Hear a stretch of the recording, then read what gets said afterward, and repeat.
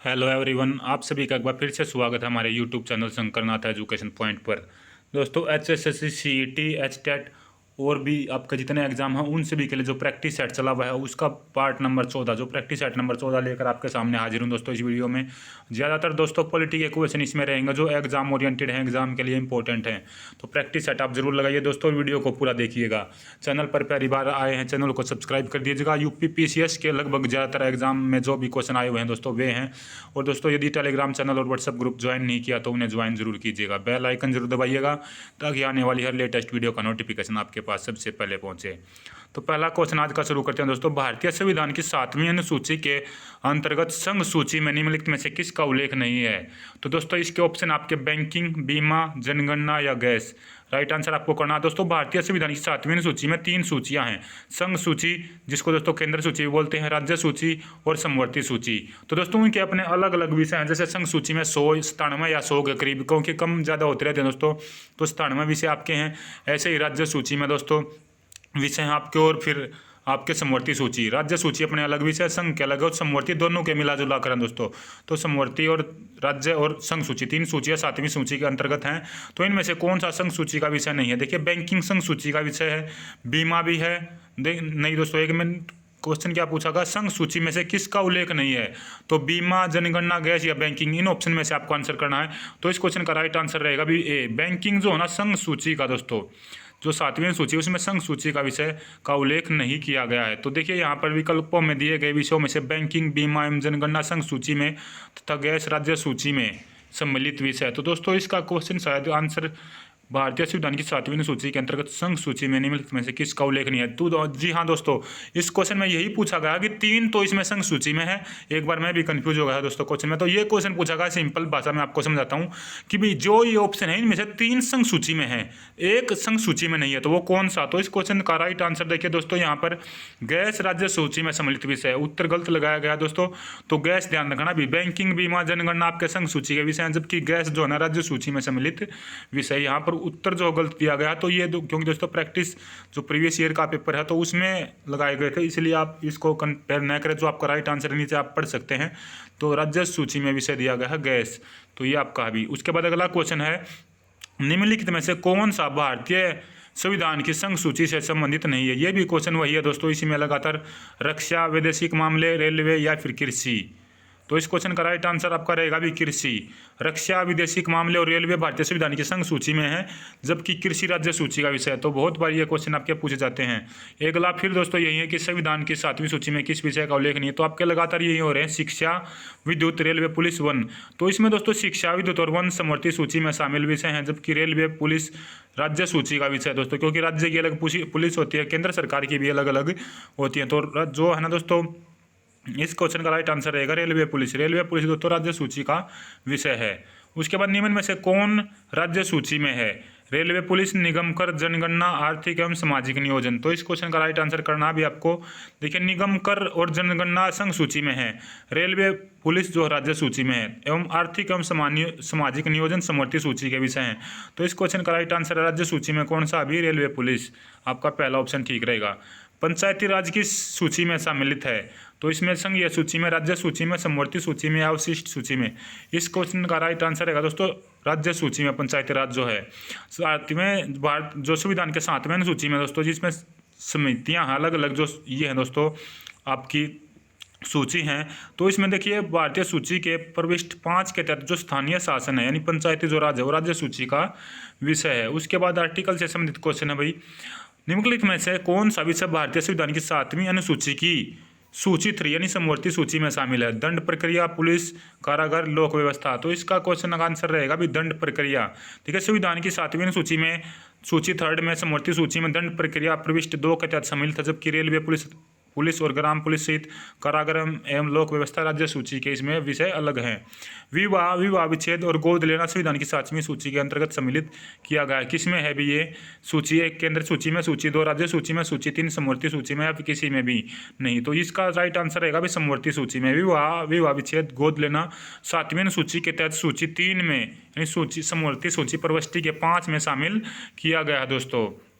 47 विषय आपके दोस्तों समवर्ती सूची में रहेंगे। जो केंद्र सरकार की सूची है या केंद्र सूची, संघ सूची जिसको हम बोलते हैं, उसमें आपके 97 विषय रहेंगे।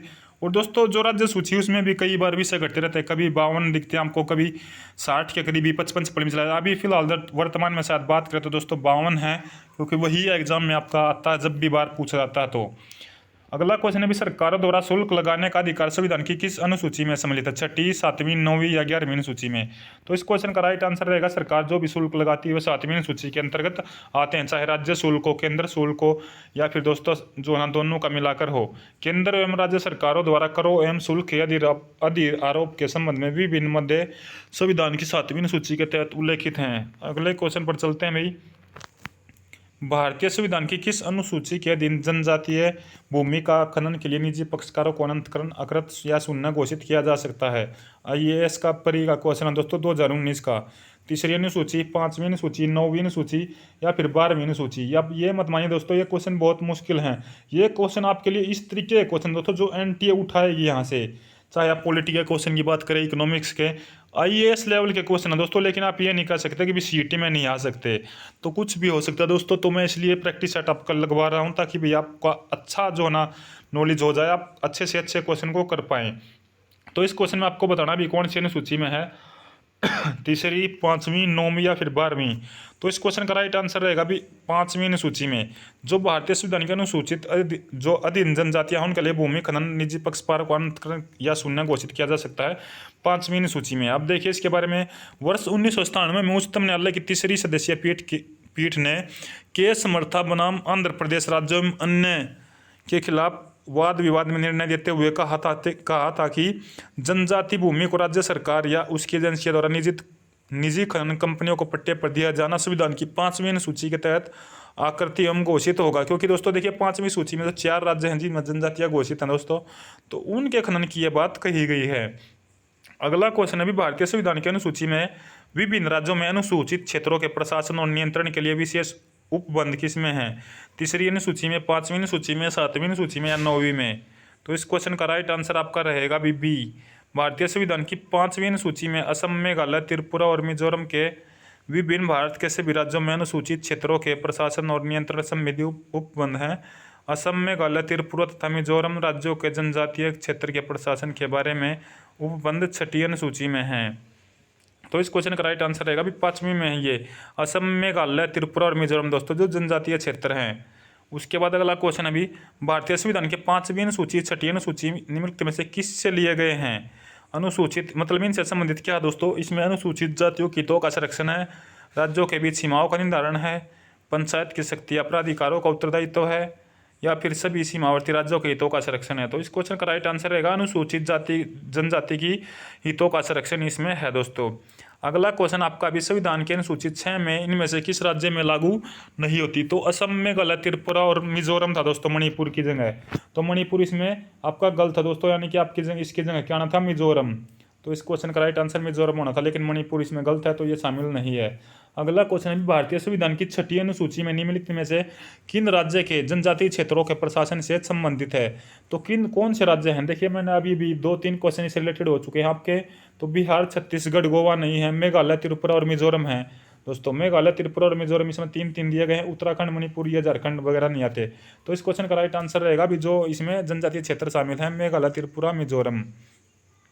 अगला क्वेश्चन है, भारतीय संविधान की 6ठी अनुसूची के प्रावधान में कौन से राज्य लागू होते हैं?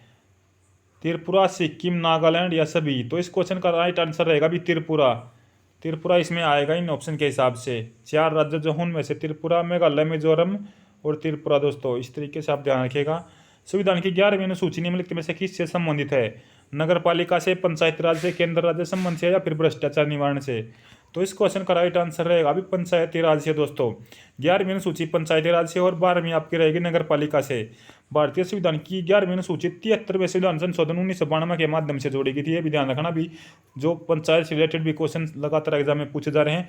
इसमें कुल 29 विषय हैं। पंचायत में दोस्तों आप कैसे भी जानते हैं 29 विषय हैं, जैसे मत्स्य उद्योग, पेयजल, गरीबी उन्मूलन कार्यक्रम, परिवार कल्याण, महिला एवं बाल विकास, सार्वजनिक वितरण प्रणाली, इस तरीके के ये इसमें विषय हैं दोस्तों। बहुत बार पूछ लिया जाता है इनमें से कौन सा पंचायती राज का विषय है या नहीं है, तो ये ध्यान रखना भी। इनमें ये मेन से जो हैं आपके विषय दिए गए थे।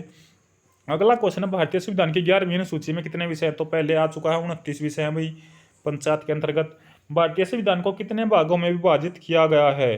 16, 22, 24 या 25? तो भारतीय संविधान को दोस्तों वर्तमान में अगर हम बात करें तो देखिए यहाँ पर दिया गया है, इनमें से 22 भाग आपका राइट आंसर रहेगा, लेकिन गणना की दृष्टि से इसमें वर्तमान में अब 25 भाग हुए हैं। इन्होंने भी मेंशन कर दिया 25 भाग हो गए हैं। अगर 22 ऑप्शन में मिले तो 22, 25 मिले तो दोस्तों 25। लेकिन अगर आप बात करें, क्योंकि ये दोस्तों सब पार्टिकल में जोड़े गए हैं तो भाग तो बढ़ गए हैं, तो आपको भी 25 आंसर लगाना है वर्तमान के हिसाब से।